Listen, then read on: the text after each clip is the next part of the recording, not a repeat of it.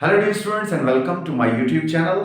आज के इस वीडियो के अंदर हम इम्पोर्टेंस ऑफ बैक्टीरिया के दूसरे पार्ट यानी इसके हार्मफुल इफेक्ट्स को डिस्कस करने जा रहे हैं। याद रखिएगा, इससे पिछली वीडियो मैंने आपको बताया था कि जब हम इम्पोर्टेंस ऑफ बैक्टीरिया की बात करते हैं तो उसके अंदर हम उसकी सिर्फ यूजफुल इफेक्ट यानी अहमियत को नहीं देखते, बल्कि उसके साथ साथ उसके हार्मफुल इफेक्ट भी हमारे लिए उतने ही अहम होते हैं, क्योंकि उन हार्मफुल इफेक्ट से बचना जरूरी होता है। तो आइए आज के इस लेक्चर में हम हार्मफुल इफेक्ट्स ऑफ बैक्टीरिया को डिस्कस करने जा रहे हैं। Bacteria play a very important role in our daily life. They may be beneficial or harmful. Bacteria हमारी जिंदगी में इंतहाई अहम रोल प्ले करते हैं। या तो वो हमारे लिए फायदेमंद होते हैं फिर भी अहम है, और या वो हमारे लिए नुकसानदेह हैं फिर भी अहम है। क्योंकि फायदा तो हमसे उनसे ले रहे हैं, लेकिन उनके नुकसान से कैसे बचा जाए ये बात उससे भी ज्यादा जरूरी है। तो पिछली वीडियो के अंदर हमने बेनिफिशियल इफेक्ट पढ़ लिए हैं, इसके यूजफुल इफेक्ट पढ़ लिए हैं। अगर आपने वो वीडियो नहीं देखी तो प्लीज पहले आप उस वीडियो को वॉच कर लें। आज हम हार्मफुल इफेक्ट को डिस्कस करेंगे। Following are the harmful effects of bacteria. कुछ खास बैक्टीरिया के हार्मफुल इफेक्ट्स को यहां मैंने आपके सामने लिखा है। उसमें से पहला है जनाब ह्यूमन डिजीजेस। बैक्टीरिया इंसान के अंदर बेशुमार बीमारियां पैदा करता है, उनमें से कुछ चीदा चीदा और अहम बीमारियों को आज हम डिस्कस करने लगे हैं। दूसरी है प्लांट डिजीजेस। यही बैक्टीरिया हमारी क्रॉप्स को, हमारे प्लांट्स को भी मुख्तलिफ बीमारियों में मुब्तला करते हैं, उनके लिए भी ट्रबल करते हैं। उनको हम इससे अगली वीडियो में इंशाल्लाह डिस्कस करेंगे। कुछ एनिमल डिजीजेस हैं और कुछ अदर हार्मफुल इफेक्ट हैं, जैसे स्पॉइलेज ऑफ फूड है, स्पॉइलेज ऑफ वेजिटेबल्स, फ्रूट्स। इस तरह की बहुत सारी चीजें हमारी जो स्टोर्ड होती हैं उनको भी बैक्टीरिया तबाह करते हैं। इंशाल्लाह प्लांट डिजीजेस के साथ साथ हम इनकी अदर डिजीजेस को भी डिस्कस करेंगे। इसके ऊपर मैं एक आपको अलग वीडियो प्रोवाइड करूंगा इंशाल्लाह। आज हम इस वीडियो के अंदर सिर्फ पहला पॉइंट यानी ह्यूमन डिजीजेस को डिस्कस करने लगे। डिसईज का मतलब होता है आराम में ना होना। ईज का मतलब होता है आराम, और डिसईज का मतलब होता है आराम में ना होना। जब इंसान अपने आराम की हालत में ना हो, वो बेचैन हो, उसके अंदर कोई तकलीफ हो, खराबी हो, तो उसके लिए लफ्ज डिजीज यूज होता है। और डिसीज का मतलब होता है इंसान ईज में नहीं है। तो बैक्टीरिया इंसान को मुख्तलिफ हालतों में डिसीज करते हैं, यानी मुख्तलिफ बीमारियां इंसान के अंदर पैदा करते हैं। उनमें से सबसे चीदा चीदा जो बीमारियां ह्यूमन डिजीजेज हैं, the diseases which are caused by bacteria in human are called bacterial diseases। वो बैक्टीरिया जो इंसान के अंदर और बहुत सारी चीजें, वायरसेस हैं, फंजाई हैं और न्यूट्रिशनल डेफिशिएंसीज हैं, बहुत सारे दूसरे रीजंस हैं जिसकी वजह से इंसान में बीमारियां पैदा होती हैं। लेकिन वो बीमारियां जो बैक्टीरिया की वजह से पैदा होती हैं उन्हें हम बैक्टीरियल डिजीज कहते हैं। They transmit by air, water, food and wounds. ये एक आदमी से दूसरे आदमी तक ट्रांसमिट कैसे होती हैं? हवा के जरिए, पानी के जरिए, खाने के जरिए और स्किन के अंदर वाउंड के जरिए। याद रखिएगा, अगर स्किन में जख्म ना हो तो यहां से डायरेक्ट बैक्टीरिया अंदर पेनिट्रेट नहीं कर सकते, लेकिन जब वाउंड हो जाते हैं, जख्म हो जाते हैं, तो रास्ता बन जाता है, उससे बैक्टीरिया पेनिट्रेट होकर अंदर चले जाते हैं। And some common bacterial disease of human are. कुछ खास बैक्टीरियल की डिजीज हैं जो ह्यूमन में पैदा होती हैं। आइए उनको वन बाय वन डिस्कस करते हैं। पहला है जनाब कॉलरा। आम जुबान में कॉलरा हैजे को कहते हैं। और सिंपल सी बात बताऊं, जब आदमी को जो कोई बहुत रिपन फ्रूट आदमी खा जाए या इस तरह की कोई ऐसी कंटेमिनेटेड फूड इस्तेमाल कर ले या वाटर इस्तेमाल कर ले या सफाई का ख्याल ना रखे, तो इंसान हैजे की बीमारी में मुब्तला हो जाता है, कॉलरा की बीमारी में मुब्तला होता है। और कॉलरा के अंदर सबसे अहम इलामत यह है कि इंसान को लूज मोशन शुरू हो जाता है और उसके साथ साथ उल्टियां आने लगती हैं, पानी की जिस्म में कमी हो जाती है, डिहाइड्रेशन हो जाता है, और अगर इसके साथ साथ इलेक्ट्रोलाइट्स यानी निमकियात की कमी हो जाए तो इंसान की मौत वाक़या हो सकती है, उसके मसल क्रैम्प हो सकते हैं, उसका हार्ट फंक्शन छोड़ सकता है। ठीक है, ये एक इंतहाई अहम और खतरनाक बीमारी है। आइए इसकी काजेज कैसे ट्रांसमिट होती है और इसके साइन सिम्टम क्या हैं इसके अंदर हमने डिस्कस करना है। याद रखिएगा, जब भी आप डिसीज या डिसऑर्डर को पढ़ेंगे आपके पास इसके लिए चार जो हेडिंग है वो जरूरी है पेपर में लिखते हुए। पहली होती है जनाब उसकी डेफिनेशन कि बीमारी है क्या, दूसरी होती है उसकी काज, अब यहां तीसरी है उसकी ट्रांसमिशन, चौथी है उसकी सिम्टम, पांचवी उसकी ट्रीटमेंट। यानी बीमारी क्या है, वो कैसे काज होती है, उसकी अलामात क्या होती हैं, और जनाब वो एक आदमी से दूसरे आदमी को कैसे ट्रांसफर होती है, और उसके क्या इलाज हम कर सकते हैं। ये 5 बातें आपने इन जो human disease, bacterial human disease है, इनमें इंतहाई अहम है, ये आपने याद रखनी है। तो याद करते हैं जनाब, an acute infection of large intestine, बड़ी आंत का acute infection, characterised by the severe diarrhoea, जिसमें बहुत ज्यादा पानी की तरह जिस्म से डायरिया होता है, with fluid and mineral loss is called cholera. उसके साथ साथ बड़ी मिकदार में पानी, फ्लूइड और मिनरल भी साथ साथ लॉस हो जाते हैं। इस कंडीशन को कॉलरा कहा जाता है, ऐसा कहा जाता है। It is caused by a gram-negative bacteria. It's curve-shaped bacteria. इस तरह से कर्व होता है, curve-shaped bacterium called Vibrio cholera और Vibrio coma। मैंने कोमा शेप इसलिए बनाई थी कि ये जो बैक्टीरिया है ये ग्राम नेगेटिव बैक्टीरिया है और ये इस तरह कोमा शेप होता है। तो इसका मतलब कोमा शेप बैक्टीरिया जो है, जिसका नाम विब्रियो कॉलरा है या विब्रियो कोमा भी से कहा जाता है, ये इस बीमारी की काज करता है, इस बीमारी को पैदा करता है। उसके बाद है ट्रांसमिशन, कैसे बीमारी ट्रांसफर होती है। This infection mostly spread through contaminated food and water. Contaminated mean गंदा, जिसके अंदर वो विब्रियो कॉलरा ये वाला जरासीम शामिल हो चुका हो। अगर कोई उसको यूज करेगा, मैंने कहा वो बहुत ज्यादा पके हुए फ्रूट हो सकते हैं, फ्रिज में रखी हुई सब्जी हो सकती है, या फ्रिज में रखा हुआ कोई सालन हो सकता है, इस तरह की कोई चीज जो काफी दिनों से रखी हो, उसके अंदर विब्रियो कॉलरा ग्रो कर जाता है। अगर आपने यूज किया तो आपको हैजा हो जाएगा। And but flies also play a very important role. कभी कभी फ्लाइज किसी गले सड़े फ्रूट पर बैठती हैं बाहर, और वो अगर आकर आपके हेल्दी फूड के ऊपर भी बैठ गई हैं तो वो कॉलरा का जो है विब्रियो कॉलरा है उसको शिफ्ट कर देंगे, ट्रांसफर कर देंगे आपके फूड के ऊपर, और आपको भी हैजा हो सकता है। इंक्यूबेशन पीरियड क्या होता है, इस बात को जरा समझिएगा, ये आपके लिए नई है। इंक्यूबेशन पीरियड का मतलब होता है जब विब्रियो कॉलरा आपकी बॉडी में गया उस टाइम से लेकर जब तक वो अपनी सिम्टम जाहिर करता है, बीमारी की अलामत, दस्त शुरू हो जाते हैं, कॉलरा यानी डायरिया शुरू हो जाता है, उस वक्त के दौरान जो दौरानिया होता है जिसमें वो बॉडी के अंदर रिप्रोड्यूस कर रहा होता है, अपनी तादाद बढ़ा रहा होता है, उस पीरियड को इंक्यूबेशन पीरियड कहते हैं। तो it's incubation period is from few hours to 5 days, चंद घंटे। अगर आपने डायरेक्ट कंटेमिनेटेड फूड खाया है तो थोड़ी देर के बाद गुड़गुड़ शुरू हो जाएगी और कॉलरा हो जाएगा ऐसा। लेकिन अगर फ्लाइज ने थोड़ा सा शिफ्ट किया है तो उसको वहां नए फूड में आपकी बॉडी में वो थोड़ी मिकदार में ग्रो करने में टाइम लगेगा, 5 दिन भी लग सकते हैं, उसके बाद अलामतें जाहिर होंगी। सिम्टम की बात करते हैं, following are the common symptoms of cholera. इसकी खास symptom, profuse watery diarrhoea is the first symptom. सबसे पहले बड़ी मिकदार में प्रोफ्यूज, जैसे पानी का नल खोल दिया हो आपने, इस तरह से बड़ी मिकदार में फ्लूइड के साथ डायरिया आता है, यानी दस्त होते हैं। उसके बाद nausea and vomiting is a common symptom. दिल मैला होना शुरू हो जाता है, दिल खराब होना शुरू हो जाता है, और फिर उसके बाद वोमिटिंग होती है, बड़ी मिकदार में उल्टियां निकलती हैं। और याद रखिएगा डायरिया ज्यादा, उल्टियां खतरनाक होती हैं, ये जल्दी डिहाइड्रेशन करती हैं। इस तरह से dehydration occurs due to loss of fluid from the body and sinking of ice। बड़ी मिकदार में जब पानी लूज हो गया, उसके साथ साथ पानी की कमी हो गई, डिहाइड्रेशन कहते हैं पानी की कमी को, फ्लूइड लॉस के साथ साथ बॉडी से पानी लॉस हो गया, और डेफिनेटली जब पानी लॉस हो गया तो आंखें अंदर धंस जाती हैं, सिंकिंग हो जाती हैं, ठीक है, उनकी अलामत भी सामने आती है। इसके अलावा loss of electrolytes in water cause the loss of skin elasticity. आदमी ऐसे स्किन को पकड़ के ऊपर खींच के छोड़े, स्किन नीचे आराम से जाएगी। नॉर्मली देखें, मैं अपनी स्किन को खींच के छोड़ रहा हूं, एकदम नीचे जा रही है, एकदम। लेकिन अगर विब्रियो कॉलरा का पेशेंट है, कॉलरा के पेशेंट में अगर इलेक्ट्रोलाइट्स लॉस हो चुके हैं, वाटर लॉस हो चुके हैं, तो स्किन की ये इलास्टिसिटी खत्म हो जाती है। अगर ऊपर करके छोड़ेंगे तो वो आहिस्ता आहिस्ता नीचे जाएगी।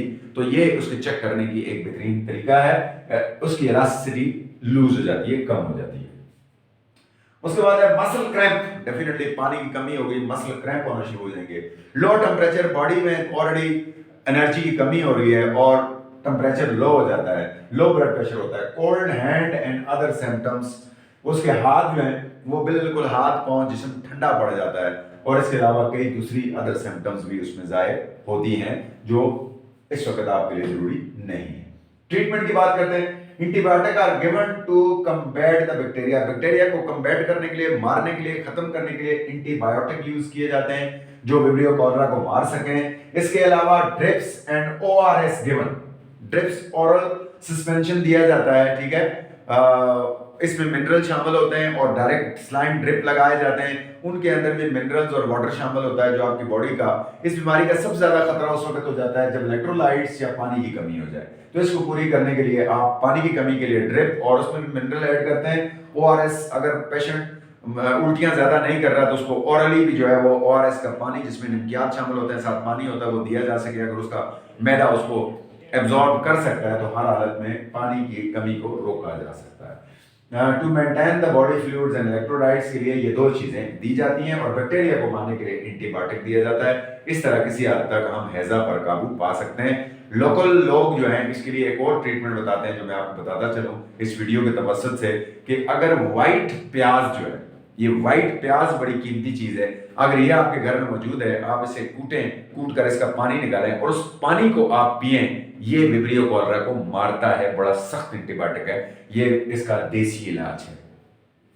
आगे चलते हैं जी, टाइफाइड फीवर जिसे बड़ा बुखार कहा जाता है, बारी का बुखार कहा जाता है, ये भी हमारे पास बैक्टीरिया का कमाल है, ये भी बैक्टीरिया पैदा करता है। क्या होता है? An infectious disease of digestive tract with slowly rise temperature and discomfort in abdomen and general weakness, ये भी आंतों की बीमारी है। किसी भी वजह से जब इसका बैक्टीरिया डाइजेस्टिव सिस्टम में इंटर हो जाता है तो वो डाइजेस्टिव सिस्टम में इंफेक्शन कर देता है, और उसके साथ साथ स्लोली टेम्परेचर राइज होता है और फिर टेम्परेचर उतरता ही नहीं है, काफी दिनों तक टेम्परेचर रहता है। डिस्कम्फर्ट, पेट के अंदर बेचैनी महसूस होती है, एक अजीब सी बेचैनी सी होती है, खाना खाने को दिल नहीं करता, आंतें बेचैन होती हैं, एंड इसके अलावा जनरल वीकनेस, और आदमी आहिस्ता आहिस्ता कमजोर हो जाता है। ये जो है बड़े बुखार की मेन अलामात हैं कि जनाब पेट के अंदर इन्फेक्शन हो जाता है जिससे इंसान स्लोली टेम्परेचर में मुब्तला हो जाता है, उसको बुखार रहता है, और उसके साथ साथ पेट में बेचैनी और जनरल वीकनेस, आदमी कमजोर हो जाता है। ये बड़े बुखार की यानी टाइफाइड की जो मेन डेफिनेशन है वो ये है। काजेस की बात करते हैं। It is caused by a gram negative rod shape bacteria, ये भी gram negative rod shape bacteria से होता है, नॉन एज सैल्मोनेला टाइफी। इसके लिए जो रिस्पॉन्सिबल है वो है सैल्मोनेला टाइफी, एक खास किस्म का बैक्टीरिया है जो कि इसको काज करता है, किसको? टाइफाइड को। इसके इंक्यूबेशन पीरियड में आपको पीछे समझा चुका हूं कि जब टाइफाइड का सैल्मोनेला टाइफी बॉडी में किसी तरह से इंटर हुआ, ठीक है, फूड कंटेमिनेटर वाटर किसी भी चीज से दाखिल हो गया, और दाखिल होने के बाद जब तक वो अंदर डिवाइड करता है और सिम्टम पैदा नहीं करता, वो इंक्यूबेशन पीरियड है। इसका इंक्यूबेशन पीरियड 10 से 14 दिन हो सकता है।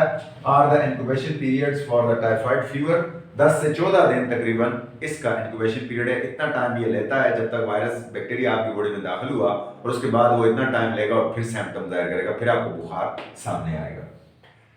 ट्रांसमिशन की बात करते हैं, कैसे ट्रांसफर होता है? 5F are the main cause of transmission of typhoid, ठीक है जी। 5F देखते हैं क्या है जी? 5F। पहला F contaminated food, contaminated flies, contaminated fingers, contaminated faeces and contaminated fomites, ठीक है जी, ट्रांसमिट दिस इन्फेक्शन। मक्खियां इसको ट्रांसफर करती हैं। कंटेमिनेटेड फूड है, उसके अंदर टाइफाइड फीवर सैल्मोनेला टाइफी मौजूद है, वो इसको ट्रांसफर कर देगी।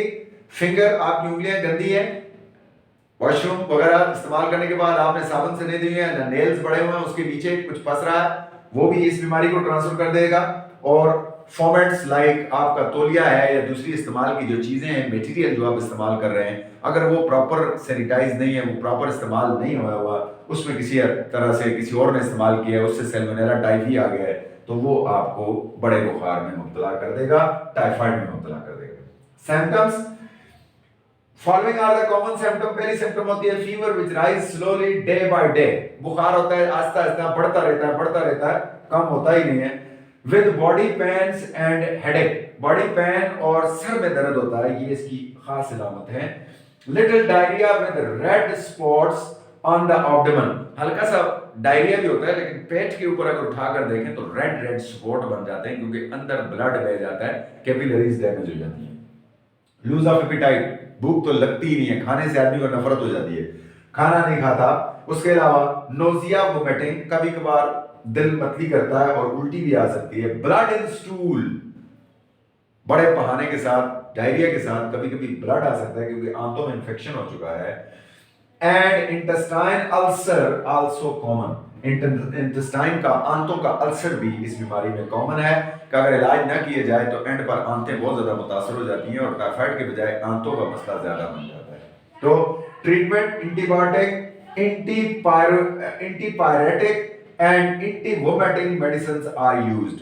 नरम ग़िज़ा दी जाए, पेशेंट को जितना बेड रेस्ट कराया जाए, ये अहम बातें हैं। और उसके साथ साथ बैक्टीरिया को मारने के लिए एंटीबायोटिक, बुखार को कम करने के लिए एंटीपायरेटिक मेडिसिन और उल्टी को रोकने के लिए एंटीवोमिटिंग मेडिसिन आती हैं, ये इस्तेमाल की जाए तो किसी तरह से हम टाइफाइड के ऊपर कंट्रोल कर सकते हैं जी। उसके बाद जनाब ट्यूबरकुलोसिस। ट्यूबरकुलोसिस ये बड़ी पुरानी बीमारी है, कंटेमिनेटेड डिजीज है। It is a highly infectious disease of lungs with low fevers and weight loss. ये इसकी दो बड़ी अलामतें हैं, हल्का हल्का बुखार रहना, हल्की हल्की खांसी रहना, उसके साथ जो है वजन का गिरना। आप टेस्ट कराएं लाजमी, आपको टीबी का खतरा है। ये बड़ी इन्फेक्शियस डिजीज है, एक आदमी से कंटेमिनेटेड डिजीज है, जल्दी एक आदमी से दूसरे को लग जाती है और ये लंग्स का इन्फेक्शन है एक्चुअली, ठीक है, आपके फेफड़ों का इन्फेक्शन है। तो आगे देखते हैं जनाब काजेस क्या हैं। It is caused by Mycobacterium tuberculosis, ये भी एक खास किस्म के बैक्टीरिया से होती है, उसका नाम है माइकोबैक्टीरियम ट्यूबरकुलोसिस। माइकोबैक्टीरियम ट्यूबरकुलोसिस जो है अगर किसी तरह से सांस के जरिए आपके लंग्स में चला जाता है तो वहां पर ये ट्यूबरकुलोसिस के नोड्यूल्स बना देता है और वो नोड्यूल्स आपके लंग्स को डिस्ट्रॉय कर देते हैं आस्ता आस्ता। तो ये जो ना इसके लिए रिस्पॉन्सिबल है। ट्रांसमिशन, बीमारी फैलती कैसे है? This disease transmitted from person to person by coughing, sneezing and crowded living. Sometimes family history also involved. 4 वजूहात हैं जी, 4 वजह आपने याद रखनी है। कफिंग, अगले ने खांसा, हवा में जरासीम चला गया, आपने इनहेल कर लिया।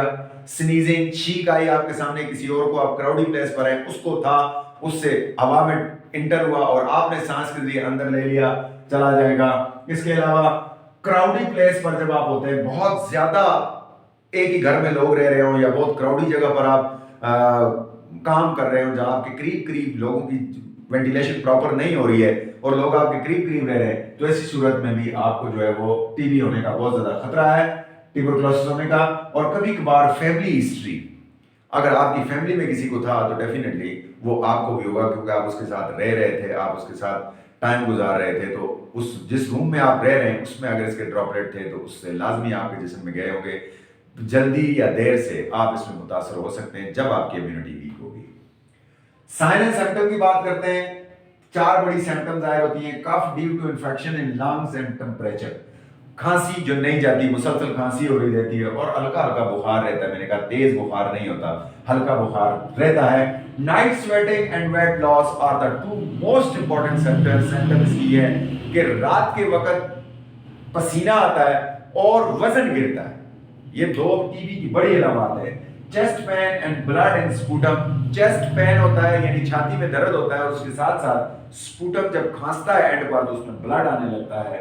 और destruction of the lungs at the end stage, और आखिरी स्टेज के ऊपर लंग्स डिस्ट्रॉय हो जाते हैं। अगर उसका एक्सरे कराया जाए तो पता चलता है एक साइड का लंग्स है ही नहीं, वो बिल्कुल डिस्ट्रॉय हो चुका है, ठीक है। तो ये बड़ी खतरनाक डिजीज है। उसके बाद रिकवरी बड़ी मुश्किल है। कहते हैं कि एक ही साल में इसने तकरीबन 3 मिलियन के लगभग दुनिया में लोग मारे थे, जो किसी भी बीमारी से मरने वाले सबसे ज्यादा लोग हैं, ठीक है। 3 मिलियन 30 लाख से ऊपर होता है। ट्रीटमेंट की बात करें, a course of antibiotic for 6 month, इसके लिए खास किस्म की मेडिसिन अब दुनिया ने डिस्कवर कर ली है और उसका 6 महीने का जो कोर्स है वो इस बीमारी को खत्म कर सकता है। And common medicine are rifampicin and INH, ये दोनों इसकी बड़ी मशहूर आयोनाइज्ड और रिफेम्पेंसन जो है इसकी दो बड़ी मशहूर दवाइयां हैं जो इस बाजार में आसानी से अवेलेबल होती हैं और इनका कोर्स करवाने से ये बीमारी खत्म हो सकती है। आखिरी बीमारी है बैक्टीरिया से फैलने वाली नमूनिया। नमूनिया बैक्टीरिया से भी होता है, वायरस से भी होता है, फंगस से भी होता है, लेकिन आज हम इसकी बैक्टीरियल एस्पेक्ट को पढ़ेंगे कि कौन सा बैक्टीरिया इसको काज करता है। इस कहता है microbial infections of the bronchial tubes and the lungs in which air sacs are filled with pus. याद रखिएगा कि ये एक इंफेक्शन है किसका, आपकी रेस्पिरेटरी ट्रैक्ट का। रेस्पिरेटरी ट्रैक्ट के अंदर पर जो ब्रोंक्यूल्स होते हैं, ब्रोंकाई के बाद जो ब्रोंक्यूल्स होते हैं उनमें इंफेक्शन हो जाता है और उनके इंफेक्शन से जो पस निकलती है वो जाकर, जरा सा याद रखिएगा, ये आपके ब्रोंक्यूल्स है, ब्रोंक्यूल के एंड पर अल्वेलाई होते हैं। अब जब ब्रोंक्यूल में इंफेक्शन हो जाता है तो वो इंफेक्शन आस्ता आस्ता जाकर एल्वेलाई तक फैल जाता है और एल्वेलाई में पस भर जाता है, तो वहां से ऑक्सीजन ट्रांसफर नहीं हो सकती और आदमी को सांस में तंगी होकर आदमी की मौत वाकई हो सकती है। ये कोरोना भी बिल्कुल यही चीज है, ठीक है। तो ये ब्रोंकियल इन्फेक्शन और लंग का इन्फेक्शन है जिसमें एल्वेलाई के अंदर फ्लूइड और पस भर जाता है, जिससे वो एल्वेलाई अपना काम नहीं कर सकती, ऑक्सीजन को अंदर ट्रांसफर नहीं कर सकती और आदमी को फौरन वेंटिलेटर की जरूरत पड़ती है, मसनूई सांस की जरूरत पड़ती है। काजेस की बात करते हैं। It is caused by a gram positive bacteria called Streptococcus नमूनिया। Streptococcus नमूनिया के अलावा स्टेफाइलोकोकस भी है, माइकोप्लाज्मा भी है, बहुत सारे दूसरे ऐसे बैक्टीरियाज भी हैं जो इसको काज करते हैं, लेकिन और 80% जो केसेस हैं, 80% के लगभग जो केसेस हैं वो इससे होते हैं, स्ट्रेप्टोकोकस नमूनिया से। ये इसको काज करता है, ठीक है। उसके अलावा मैंने कहा इसको वायरस भी काज करते हैं, कुछ फंजाई भी काज करते हैं, उनकी काज को हम इस वक्त नहीं देख रहे। Streptococcus नमूनिया, over 80% cases of pneumonia are caused by this bacteria.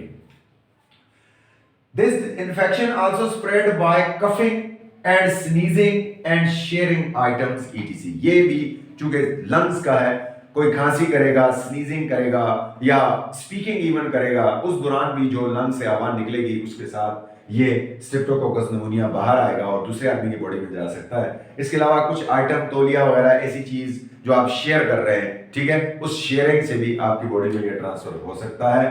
Symptom की बात करें, चिल्स, ठंड लगती है, पहले हेडेक, सर में दर्द होता है, सीवर चेस्ट पेन, उसके बाद छाती में दर्द होता है, ठीक है, यानी बुखार आता है, ठंड सर्दी लगती है, बुखार होता है, सर में दर्द होता है और जनाब छाती में दर्द होता है। ये इसकी मेन अलामत है। Fever up to 104, 103 to 105, cough with blood. Fever इसमें पहले आस्ता आस्ता चढ़ता है लेकिन एकदम 103, 105 का बुखार हो जाता है और फिर खांसी के साथ एंड स्टेज पर ब्लड आने लगता है। ये भी इसके अंदर accumulation of blood and pus in the lungs at later stage, पिछली स्टेज जो होती है इस बीमारी की उसमें एल्वेलाई के अंदर, लंग्स के अंदर पस और फ्लूइड, इवन कभी-कभी ब्लड भर जाता है और फेफड़े नाकारा हो जाते हैं। Dry cough with nausea and vomiting, पहले शुरू में ड्राई कफ होती है, खुश्क खांसी, उसके साथ नोजिया, वोमिटिंग भी पाया जाता है और डिफिकल्टी इन ब्रीथिंग, सांस लेने में तंगी होती है। मैंने कहा जब एल्वेलाई में से ऑक्सीजन आगे ट्रांसफर नहीं होगी, जिसम में ऑक्सीजन की कमी होगी, सांस तेज हो जाएगी और आपको मसनूई सांस की जरूरत पड़ेगी। और आखिरी इसकी ट्रीटमेंट की बात करते हैं। एंटीबायोटिक्स हैं, एंटीपायरेटिक्स हैं और कफ सिरप वगैरह are used to relieve the patients. ये 3-4 दवाइयां हैं जो इस बीमारी से आपको सुकून दे सकती हैं। आई होप कि आपको बैक्टीरियल ये सारी डिजीज समझ आ गई होंगी। अपना ख्याल रखिएगा। अल्लाह हाफिज।